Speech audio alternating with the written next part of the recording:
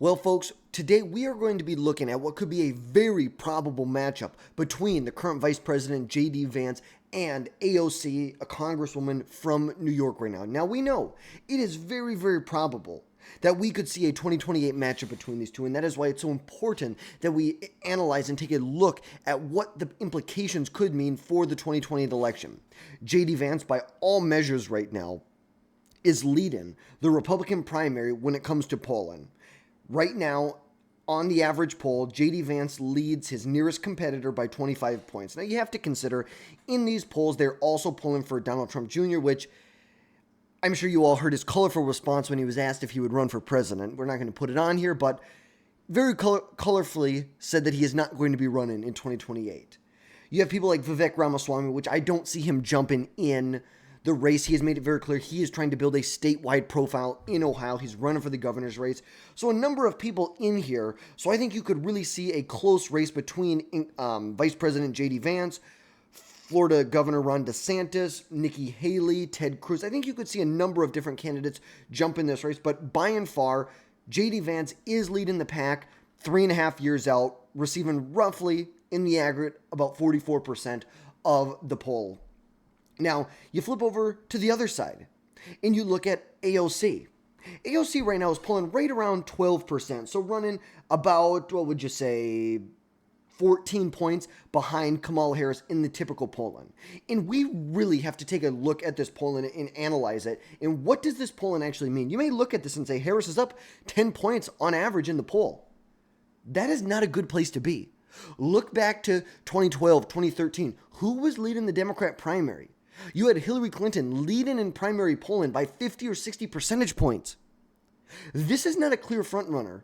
Kamala Harris, as far as name recognition goes, is at the highest she has probably ever been right now, or within the last 6 months. And we can see these polls were taken over the last six-ish months. She is at the highest name recognition she will possibly be at.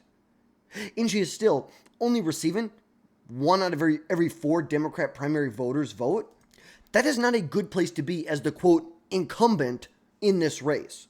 This is a horrible place to be. Because just to stay where she's at, she's going to have to spend so much money on advertising to stay relevant in front of people. Meanwhile, AOC is really making herself relevant, going across the country on these Fighting the Oligarchy tours, regardless of how you feel about it. I disagree with him. I think it's total baloney. But at the end of the day, you have to give AOC some brownie points there. She's going across the country. She's a New York congresswoman going across the country, really rallying the Bernie Sanders, the populist, the Democrat socialist wing of the party together. That is what she is doing, and she's doing it very effectively. And you can clearly see that since the election, post-election, January, February, she was polling somewhere around 6, 5, 3, 7%. The 3 most recent polling has her polling all in the double digits. All in the double digits. Data for Progress, she's within 6 points of Harris. Look at the next Data for Progress. Without Kamala Harris in it, AOC is only behind Buttigieg by 3 percentage points. So it is very safe to say this is a bad place for Kamala Harris to be and a very good place for AOC. And then we have to look at the fact that AOC is going across the country, raising tons of money. In Q1 of 2025, she raised almost $10 million. Now, for reference, this was more money than, this was roughly 2/3 of the amount of money she raised in her entire 2024 re-election campaign. We jump over and we take a look at her re-election campaign in New York. You can see here that in 2024, she raised roughly throughout the whole year. Oh, and this is as of June 5th. She raised about $15 million. This isn't including the general election. This basically goes up to the primary at that point. But AOC, she raised roughly $15 million. $15 million in her entire campaign in 24. Now she's going across the country raising tons of dollars, tons of money. This is her, she more than doubles her second highest quarter she's ever had. And you have to give her credit here. You have to give her credit. She has jumped on this anti-establishment portion of the Democrat Party that is very frustrated with establishment Democrats in the party. They are very mad at them. But you may ask why. Why do we analyze the 2028 election? There's a number of reasons we analyze it. We need to really consider who is going to lead the GOP forward. Donald Trump has been in the spotlight for over a decade. He's been on the national platform for almost a decade at this point. We need to know who is going to lead Republican victories for the next decade. That's what we need to know. It is so important. Donald Trump has been such a pivotal player in Republican politics for almost a decade that you have to consider who is most well positioned, who can be well funded, who is well liked, who has the best policy prescriptions mixed with the best electability in the country. That's what you really have to look at. And who can drive out voters. Are we going to try and go for those Trump low propensity voters, or are we going to try and be more of a moderate party? I don't see ourselves moving towards a moderate party. Maybe we appeal to moderates through different policy prescriptions, but at the end of the day, the Republican Party needs to lean into this low propensity voters. And we need to know, how is the Republican Party going to turn out voters in 2028 when Trump is not on the ballot? How are they going to do it in 2026 when Trump's not going to be on the ballot? Because the reality is that Donald Trump will not be on the ballot in 2028. I don't care what anybody says. Look, I voted for Trump in 2024. Honestly, I voted for him in 24. And I'm trying to give you a reasonable, fact-based, straightforward analysis looking at this. Towards the end, we'll probably get a little more partisan because the people who have already listened for, 7 minutes into this video most likely already agree with a lot of my positions. And hey, if you don't agree with my policies and you've watched my content before and you've made it this far into my video, thank you. Like, honestly, thank you. Thank you for taking the time to listen to someone you disagree with. Like, it's hard. There's a lot of people on the left side of the aisle that do not know and just physically cannot listen to people who do not agree with them. So kudos to you for making it this far. Drop down below. Let me know your thoughts. Let me know any critiques you have of me. I would love to hear it. And as always, drop down below, hit that subscribe button. Make sure you never miss another video from us again in the future. If you want to know how you can help our channel grow, how can you help us reach more and more people, hit that subscribe button. It does miracles for our channel, and we appreciate you if you're already a subscriber. Thank you so much for being here with us. Now, continuing on why this matchup really matters, it is a populist conservatism versus Democrat socialism. You see two starkly different ideologies that have taken hold in the party. And we have seen these ideologies battle out, not only in political spheres, but in the judiciary system. We've seen it played out in the federal government. These, Democrat socialist policy prescriptions for the world versus the populist conservatism policy prescriptions for the world. And they're very different. They're very, very different. And when these two ideologies go up against each other, I think the winner is going to be who can brand the other as the establishment. Who can brand the other party, the other person, the other candidate, the other campaign as a campaign or candidate for the elites, who's for the establishment. We know in 2024, Donald Trump was the anti-establishment candidate. In 2016, Donald Trump was the anti-establishment candidate. That he won on that message.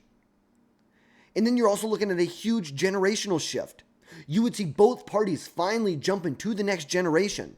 You would have younger and more outspoken politicians that we can look towards for our policy prescriptions for the future. People who are going to lead us forward, people who can legislate, people who are going to work across the aisle to get things done. It would be a huge, huge shift in 2028 if you had Vance and AOC. We talked about it a lot in 2024 when it was Biden versus Trump.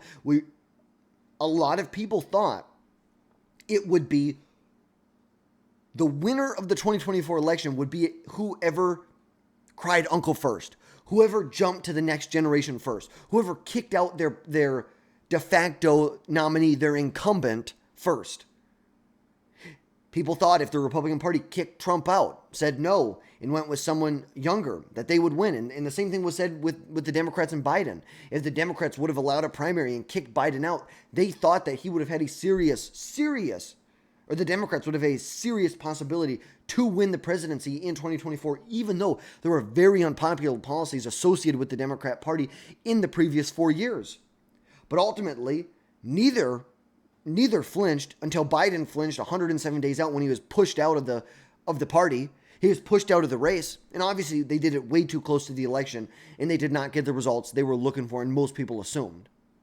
Because it really was the first party to flinch would win that. And that's how it's going to be in 2028.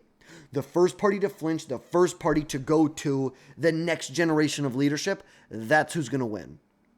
That is who's going to win going forward. Even though they're completely different visions for the future, a polarizing landscape with 180-degree differences between their prescriptions for the future. At the end of the day, whoever flinches goes to the next generation will win. Now, JD Vance, we're going to take a look at him real quick. JD Vance, of course, we know, born and raised in Middletown, Ohio, was raised in a working class family, the Rust Belt environment, and his family faced a lot of economic struggles, social struggles. His parents, he didn't have a father in the picture. He was raised by, I believe, by his maternal grandparents. His mom was a drug addict, really a humble upbringing, a very, he struggled. And then JD Vance went on to serve in the U.S. Marine Corps for 4 years from 2003 to 2007, and then eventually got a law degree at Yale. And of course, we know he authored a book called Hillbilly Elegy in 2016, which really outlined the Appalachian culture and the economic decline in these more Rust Belt areas. These Pennsylvania, Ohio, Indiana, Michigan, these areas where there was huge manufacturing bases that were gutted out during the 90s with NAFTA, with normalizing relations with China, and not even just normalizing relations with China, absolutely tilting the playing field in China's favor. That it wasn't just that we opened up relations to China, it was that we tilted things so in favor of China that it gutted the middle class. Obviously, we know he ran in 2022. He beat out Tim Ryan, who was a representative from Ohio, very popular Democrat in the state, but still, JD Vance was able to win that election in 2022 by roughly, let's just take a look here, 6 points. Yeah, he beat out Tim Ryan by about 6 points. Or granted, this was a state that voted for Trump by what? 11 in 24? 8? You go and look at the governor, you look at Mike DeWine. Mike DeWine won here by freaking 25 points. It's like, this is a Republican stronghold here. But still, Tim Ryan put up a pretty competitive race, no doubt about it, very competitive race in Ohio, and Vance still was able to beat him by 6 points. Obviously, he was then chose to be the vice president of the United States. He was Donald Trump's vice presidential pick, beating out people like Marco Rubio and Doug Burgum, who ended up getting positions in the administration at the end of the day, and really has rose to prominence as a critical Trump ally who has embraced the MAGA platform and is a very articulate supporter of the Trump agenda, someone who can articulate the Trump agenda almost better than Donald Trump can in certain aspects. JD Vance promotes policy prescriptions like economic nationalism. He has a lot of support for tariffs and manufacturing revival. He has a much more conservative social outlook on the world. He opposes abortion, supports traditional family values. Very social conservative. And advocates for very strict borders, tight border control, and also reducing legal immigration, which there's some reports that differ. Maybe it all depends. When you're vice president, you kind of have to take a backseat to what the president wants. But yeah, I don't think JD Vance is stupid enough to say that we need no immigration or we need to significantly reduce immigration. We need to increase immigration as much as we can, but while keeping the standards maybe stricter, which may mean that there's going to be a reduction in the number of legal immigrants that come into the country, because we are going to have stricter processes, a stricter criteria to come into the United States. We should not just be an open border country. We shouldn't. And on a foreign policy front, he is a very skeptical of interventionism, prioritizes U.S. interests, and you could definitely say that he is a protectionist. He believes in protectionism, or I should say isolationism. Definitely a believer when it comes to foreign policy in isolationism. Now, when you look at someone like AOC, we know initially elected to Congress back in 2018, beat out a longtime Democrat, Joe Crowley. And we're just going to find her because here we go. She beat out Joe Crowley, who ended up running in the general election and still got about 6% of the vote. But AOC was the nominee in 2018. She beat out Joseph Crowley, who was a leader of the New York, or the New Democrat Coalition. He had represented the district since 2013 and had previously represented the 7th District since 1999.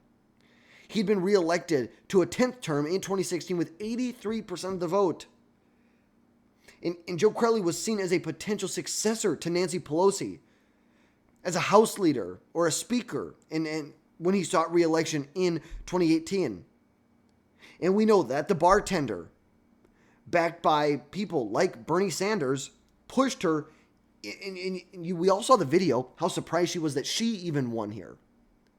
But she was born in the Bronx, raised in a really working class family in the Bronx, went to Boston University. I believe she got a degree in economics, maybe international relations. Let's just say it this way. And I said I'd get more partisan as the video went on.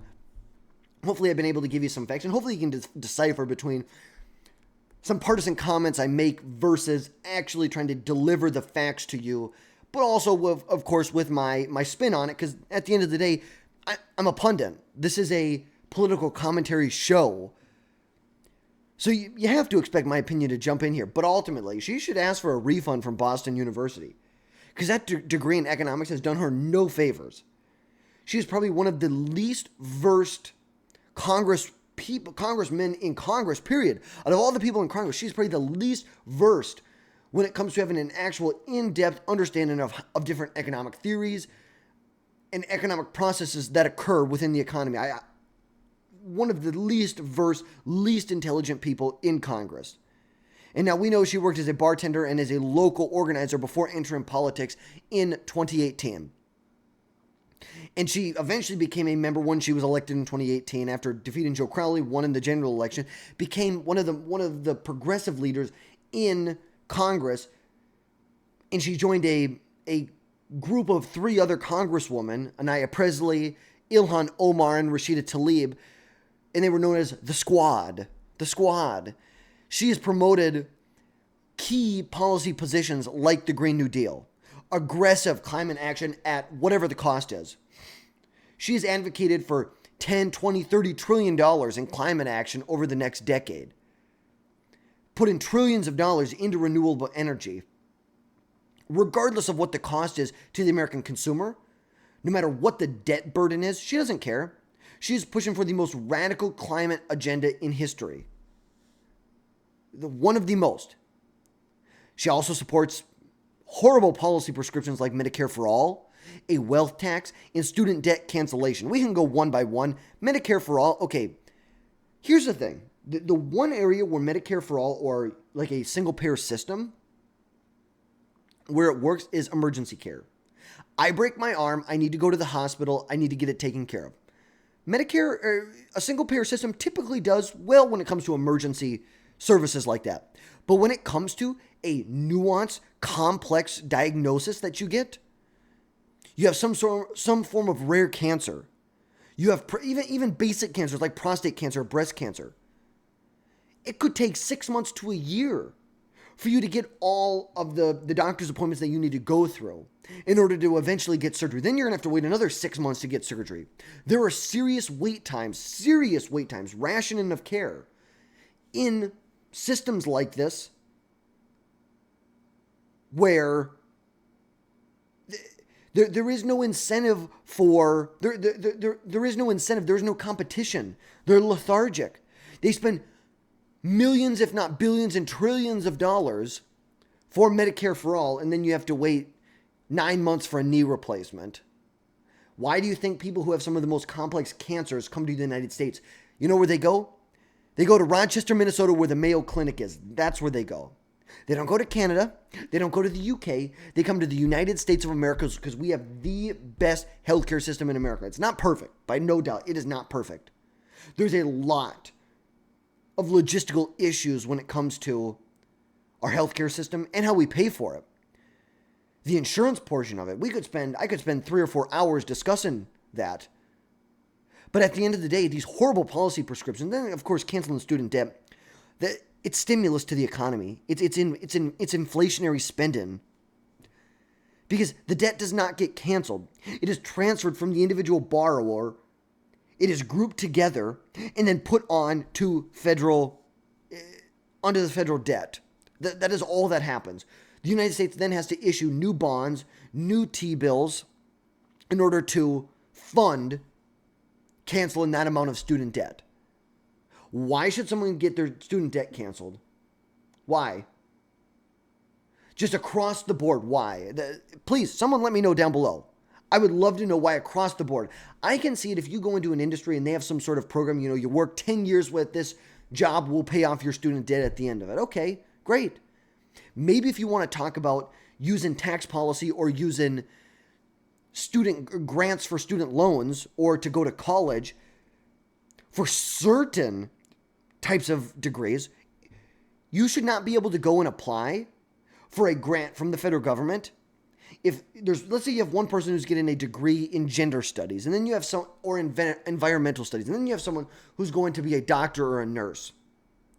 The same grants that are available to both of those people should not exist. There should be grants tailored towards the types of jobs that we need to see in our economy. We should not, as a federal government, should not be subsidizing environmental studies, gender studies, lesbian dance theory. Maybe we shouldn't be subsidizing at all to begin with, but if someone wants to make the argument that you are going to subsidize it, because there's a strong argument to be made that the government should just get out of that.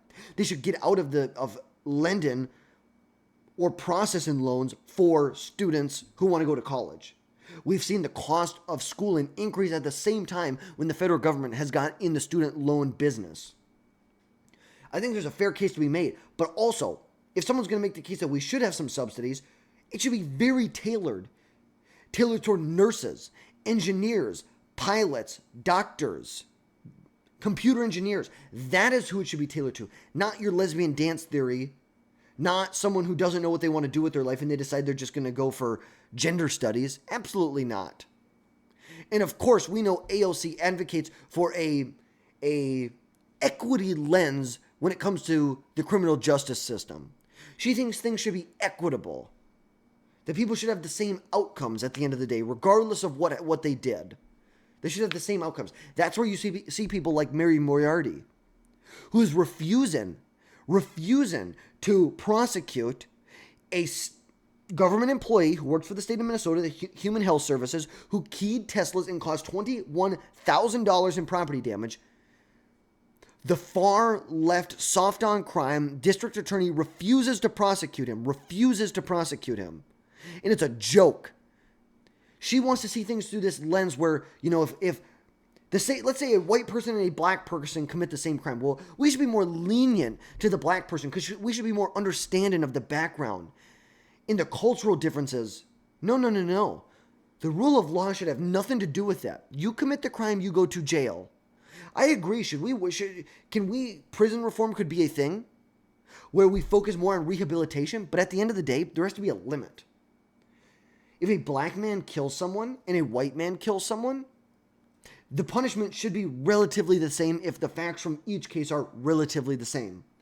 We should not be looking at it through this social justice lens where we are letting violent criminals get off solely based on their race. At the end of the day, what AOC's policies, these far left soft on crime policies do, is they promote individuals, to just do whatever they want. Why is it that black men in America commit crimes at almost at 10 times the rate of a white man in America? There was a study that was recently done. I believe it is out of 100,000 people. So for every 100,000 white men in America, they commit 2 homicides are committed by white males. For every 100,000 black men in America, the crime statistics are almost 20 homicides per 100,000 black men. Why is that? So when you put this social justice lens on criminal justice in the judiciary system, you basically are letting the majority of the criminals off the hook. That's what you're doing. And then when it comes to foreign policy with AOC, she is very critical of militarism, and I guess her other big one when it comes to foreign policy is supporting Palestine, supporting Hamas, being very critical of Israel. Now, AOC, she has some strengths. I think she has a lot of weaknesses, a lot of political liabilities. A lot of political liabilities, I would say, going into 2028. I think she has a lot less. I think she has a lot of political assets in the primary, but when it comes to a general election, I think it's a totally different story. We know that AOC, she pulls the youth. She mobilizes youth voters. She dominates with Gen Z and millennials via social media.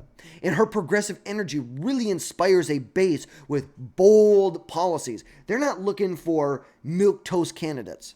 They're looking for bold candidates who are going to lead Democrats into the future. And that's with stuff like the Green New Deal. No matter how atrocious I think it is, there's a lot of people who like that. They think it's bold and that's what they like.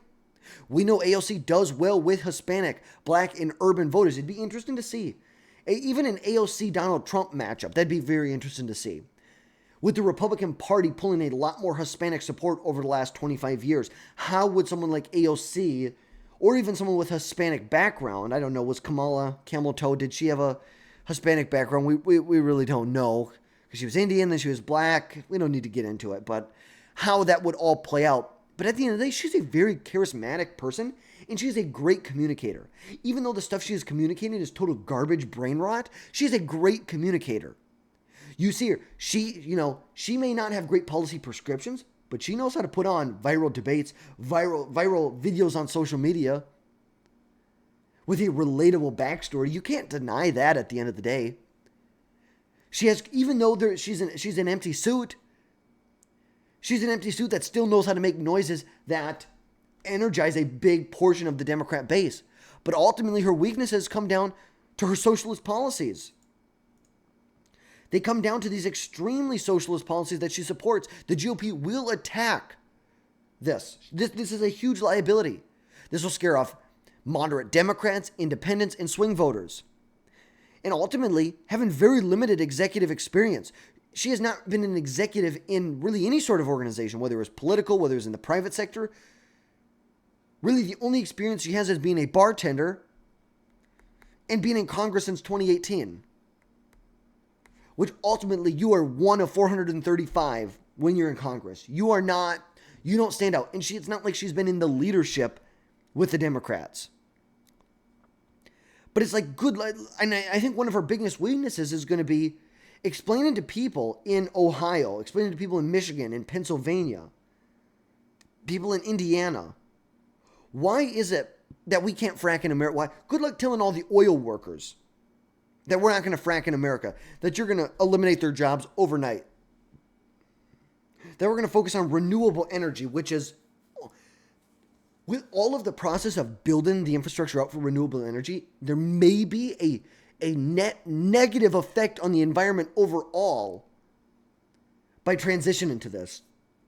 Because at the end of the day, for an industrialized first world country, America is the most green, the cleanest in the world.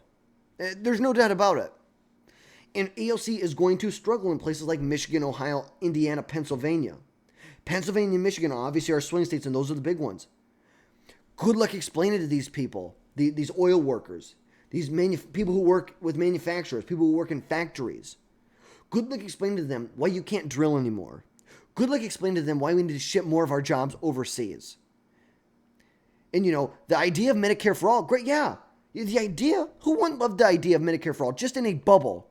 Everybody gets health care. It's all decided for you. But then when you actually look at the reality of what Medicare for all means, excessive wait times, extreme tax hikes in order to pay for it, no agency over your health care, no autonomy over your health care. Your health care is decided for you by the government. Deductibles, co-pays, out-of-pockets that are out of your control. And extreme tax increases at every level to fund it. You incorporate all of it together. Americans do not want that. Americans do not want to raise taxes. They don't want that. Americans like to choose who their doctor is. Americans like to be able to shop their insurance policy around. Because the reality of it, when it's not just considered in a bubble or in a vacuum, the reality is detrimental for the economy. It'd be horrible for America. But what could the 2028 race look like? We've gone through right here, and we've determined kind of what we think are going to be the safe seats. Obviously, places like California, Washington State, places like Vermont, Massachusetts, Maryland, the District of Columbia, Maine's 1st Congressional District. These are all, even in Hawaii, very strong Democrat. They're going to be held by the Democrats, even if the margin is small, like we saw in 24, where Trump really did a good job blunting the margin in some of these places, like California, where Harris only won by 20 points. New York, where Harris only won by 12 points. New Jersey, where Harris only won by 5.9. Biden won by like 16 in 2020. Biden won New York by 23. He won California by 30. Look, it's just ridiculous. Illinois, 17. Illinois, 10. Look, it's like you're just seeing huge swings to the Republican Party. 16.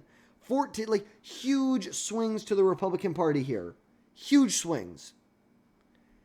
And the reality is we don't know where it's going to be. But this is kind of where we have the map. And then you look at the safe or the lean seats like Oregon, Colorado, New Mexico, Illinois, Virginia, New York, New Jersey, Connecticut, New Jersey, Delaware, Rhode Island. These are lean seats. You can expect Democrats to win it 5 to 10, if not more than 10 points. I'd probably even go on a stretch and say like 5 to 15 points. You can say California, Washington, Vermont, the deep blue, they're going to win by more than 15. I think you can make the argument that the safe blues will be 5 to 15, and then places like Minnesota, New Hampshire are going to be closer than 5 points. Places like Nebraska's 2nd Congressional District, which are going to be much, much closer than these really safe blue, safe Democrat seats that we're going to see. Now, on the Republican side, on the flip side, you see places like Idaho, Utah, Montana, West Virginia, North Dakota, South Dakota, Nebraska, Kansas, Oklahoma. I could go on. But these are, no surprise, but these are the swing states moving forward. And if you want me to, these are the safe seats for the Republicans going into 28. Now, if you want to ask me, what are some seats that could be competitive that maybe weren't as competitive as we thought they would be in 24? Look at places like New Jersey. I think New Jersey has been trending to the right for a while now. This could be a seat that Republicans could pick up. That's 14 electoral votes there. Look at places like New Hampshire. A Republican hasn't won it since, 2000? Yeah, Bush won it in 2000. Kerry won it. Obama, Clinton, Biden, Harris. Yeah, 2020. 2000. That was the last time we saw New Hampshire. But if you're asking me, what is the one swing state that you could see jump in here? I think New Jersey. I think it could be in play. But ultimately, the swing states, in my mind, are going to stay mostly the same. Nevada, especially if AOC is at the top of the ticket, Nevada, Arizona, Georgia, North Carolina, Pennsylvania, Michigan, and Wisconsin. You could even say that Nebraska's 2nd Congressional District could be a toss-up. I think you can make that argument as well. Now, as far as voter turnout goes in 2028, AOC is going to need a high youth and minority turnout, while Vance is going to rely much more on the union vote, white working class base. I would say if you're going to look at Hispanics, really their core constituency and low propensity voters, which that's kind of the thing with AOC. They may be going after some of the same voters, because the youth are some of the lowest propensity voters you are going to find. And that is who she needs to turn out if she's going to win these elections. And Vance, of course, is going to message with America first, protecting our workers, protecting manufacturing, protecting certain domestic industries. America first. You may even say some more isolationist ideas, more isolationist than Trump. And I don't think Trump is isolationist. I think it's a peace through strength. But AOC is going to be much more of an equity lens, social justice, the future for all. It's going to be class warfare. A future for all, not just the wealthy. That's what you're going to see. She's going to lean much more into that class warfare to win. And it's going to be fiery. Like, I have no doubt about it. It is going to be some of the most populist portions of each sides of the party. And I don't even know if you can call AOC populist. Bernie used to be a populist. Not as much anymore. But yeah, I don't think you could call her a populist because she's so pro-illegal immigration. I don't think you can group her together with populists. But you were seeing two very different factions of the Republican and Democrat Party going head to head. Now, Vance, he is going to need to say high GOP turnout. It used to be lower turnout elections help the GOP. Now, higher overall turnout helps the GOP, especially if AOC fails to sway moderates. You know, places like Wisconsin, places like Michigan, places like Pennsylvania, they're going to require moderates, independents, to go for that candidate if they want to win the election. Because the reality is Vance will probably hold these states here. You can make that argument. Now it just comes down to these states here. And if Democrats win here, this could be tough. It's like you need to win the white working class. You need to win with moderates, with independents, like Trump did. You know, AOC, she takes this barely. This puts you 270. You're the president of the United States. Vance takes one of them. It's over. AOC would need to hold every single one of these. She would need to hold everything. All three of the blue wall states. She loses one, it's Vance's race. And we know that at the end of the day, there's going to be probably a youth surge. It's the next generation of voters, similar to what we saw in 2008. Vance probably will not see as much support with suburban voters, maybe specifically suburban women voters. But at the end of the day, it's really going to come down to the X factor, which are economic conditions, global events, third-party candidates that could tip the scale, all of that. What are the economic conditions in 3 years from now? Is Trump able to negotiate serious trade deals with China, with India, Vietnam, Mexico, Canada, all these different countries? Is he able to get American products into new markets by reducing the tariff barriers and non-tariff barriers? Is he able to get the American products into new markets? What does the general vibe of the economy look like in 2027? And what are the foreign affairs that are going on? What foreign policy conflicts are we still dealing with in 2027? That is going to be a big part of the election. That is the X factor here. Now, 2020, 2024, trends suggest it's going to be a tight race. The Electoral College does favor the GOP slightly, I would say. And AOC is going to need to flip at least one Rust Belt state if she wants to win. Because Vance, if he holds the Rust Belt state, my guess is he's going to win the election. My guess is he will win the election. You know what would be freaky? Vance wins all of that, wins the Rust Belt, sneaks by and barely wins Nebraska's 2nd congressional district. AOC wins all 3. It goes to Congress. Whew. That's a tough place to be. All he's got to do is pierce one of these. One of them. And I definitely see him piercing either Michigan or Pennsylvania in this race. No doubt about it. So in conclusion, Vance versus AOC in 2028 will be a battle of divisions. You know, populism versus progressivism. Both candidates bring some strengths, face a lot of challenges, and really united the country together. And outcomes are going to hinge on the turnout, the swing states, the state of the American economy in 2028. So let me know, what are your thoughts? Who do you think would win? Why do you think they would win? Let me know your thoughts on that. But my official prediction for 2028, this is my official prediction right here. A smaller electoral victory than we saw in 2024. Maybe even a smaller popular vote victory. But this is how I see the overall map going. I could even see a place like New Hampshire being a little closer. Places like New Jersey being a little closer. I could definitely see that happen. That is not far off.